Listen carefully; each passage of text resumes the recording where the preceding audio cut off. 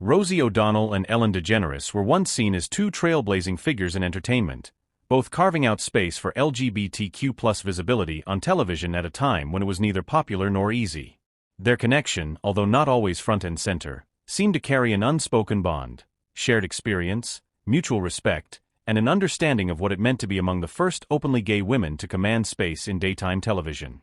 But what many assumed to be a sisterhood of sorts eventually fell apart in a way that left Rosie deeply hurt, and the emotional consequences of that fallout have lingered for years.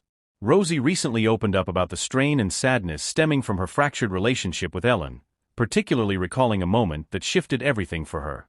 It was during a 2004 interview Ellen gave on Larry King Live, seemingly harmless at first glance, where Ellen was asked about her relationship with Rosie.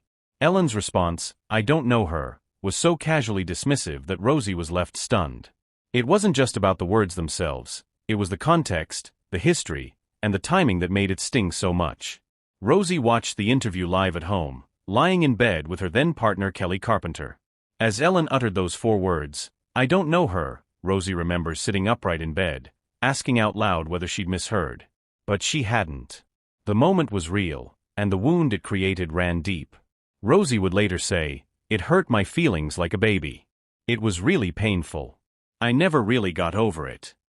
For those familiar with their careers, this moment wasn't just a social misunderstanding, it symbolized something much deeper. Rosie had publicly supported Ellen in 1997, during the high-stakes moment when Ellen came out on her ABC sitcom, an act that nearly cost Ellen her career at the time. Rosie, though not yet out herself, offered solidarity.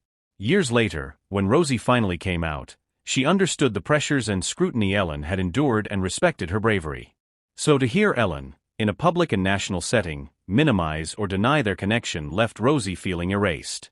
This wasn't about being best friends or sharing daily phone calls. It was about acknowledgement, solidarity, and respect. To Rosie, they were more than acquaintances. They had shared moments, both on and off television. Rosie had held Ellen's children, socialized with her family, and believed there was a genuine, albeit casual, friendship between them. That belief was shattered that day on television. After Ellen's comment, Rosie didn't immediately confront her. Instead, she sat with the pain. Over the years, the emotional fallout lingered. She said she carried the wound quietly, feeling that Ellen had not only denied her as a person but also failed to support her when she was going through her own downturn in public perception. Rosie didn't lash out in interviews, didn't publicly retaliate, but the sense of betrayal remained unresolved. It wasn't just personal, there were professional tensions too. When Ellen launched The Ellen DeGeneres Show in 2003, she hired a number of former staff from The Rosie O'Donnell Show, which had ended 2 years earlier. While that may have been standard practice in the television industry, for Rosie it felt like another subtle dismissal, like parts of her legacy were being appropriated without recognition. Ellen never reached out directly about it, and that silence compounded the emotional distance. Rosie has made it clear over the years that she didn't expect a lifelong friendship with Ellen, but she did expect some level of mutual acknowledgement. She once explained, "It would never occur to me to say, 'I don't know her,' about someone whose kids I held as babies. I wouldn't say that about someone unless I really didn't know them at all. But I did know her. And it hurt." Years later, when Ellen was nearing the end of her talk show's run and facing her own controversies about workplace toxicity and public image, Rosie was asked whether she'd appear on the show. She agreed, but on one condition: she wanted to bring a friend with her for emotional support. The request was declined. For Rosie, that was confirmation that the dynamic between them had never changed.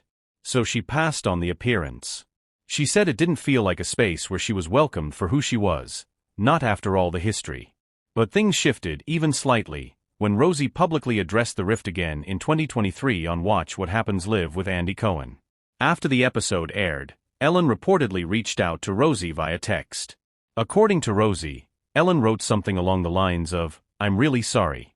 I don't remember that."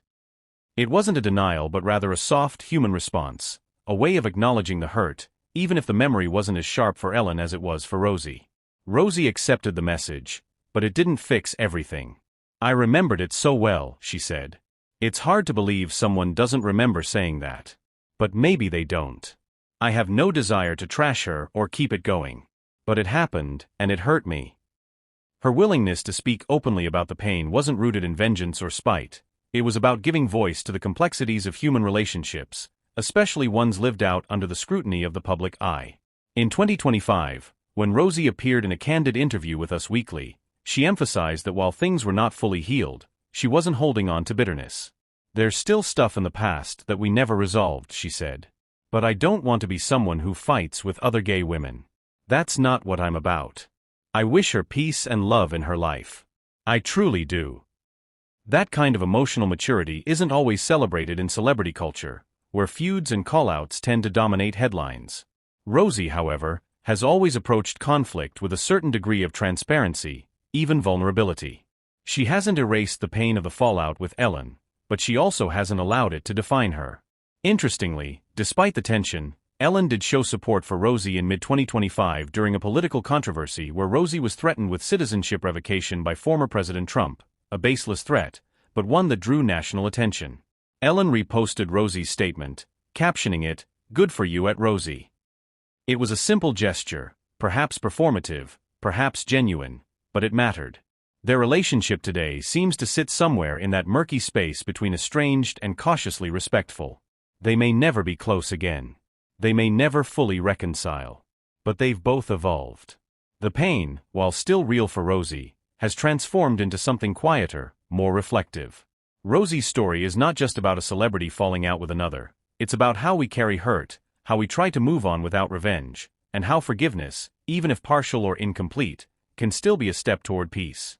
In a world where people often either cancel or cling, Rosie offers something rare, the middle ground of grace, boundaries, and honesty. It's not always pretty, but it's deeply human.